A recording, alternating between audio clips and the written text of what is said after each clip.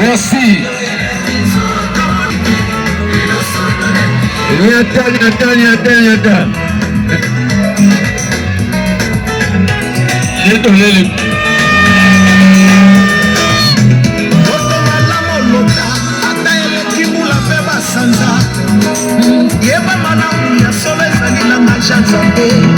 Joseph Banotake, Nasia Umela Kina Koto Sampono.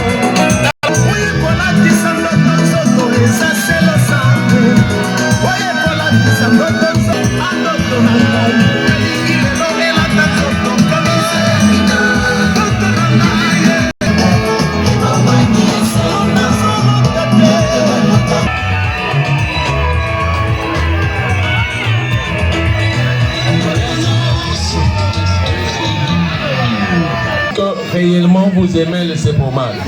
Nous allons demander aux pasteurs et pour tous nos étudiants, dès qu'ils partent, là où il faut introduire les documents, qu'ils trouvent gain de cause. Amen.